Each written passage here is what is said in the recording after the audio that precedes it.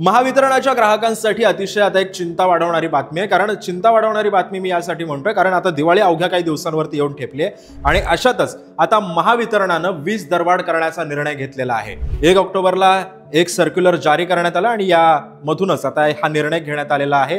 प्रति युनिट आता 35 ते 95 पैशांची वाढ करण्याचा निर्णय महावितरणने घेतलेला आहे आणि याचाच परिणाम औद्योगिक, घरगुती आणि व्यापारी क्षेत्रावरती सर्वात मोठा परिणाम होणार आहे। दरम्यान वीज दरवाढीचे नवे दर काय असणार हे आपण आता पाहतोय। 1 ते 100 युनिटला 35 पैसे, 101 ते 300 युनिटला 65 पैसे, 301 ते 500 युनिटला 85 पैसे आणि 501 पेक्षा जास्त 95 पैसे असे हे नवे दर आता लागू करण्यात आलेले। त्यामुळे आता आपसुकच या नव्या दरांचा फटका जो आहे तो सर्वसामान्य नागरिकांसह आता व्यापारी उद्योगाला सुद्धा बसणार आहे। त्यामुळे आता या नव्या दरांमुळे नेमकं आता काय काय नाराजीचा सूर उमटतो हे सुद्धा पाहणं महत्त्वाचं ठरणार आहे। हा व्हिडिओ तुम्हाला कसा वाटला हे आम्हाला कमेंट सेक्शन मध्ये नक्की सांगा आणि ताज्या बातम्यांसाठी पाहत राहा।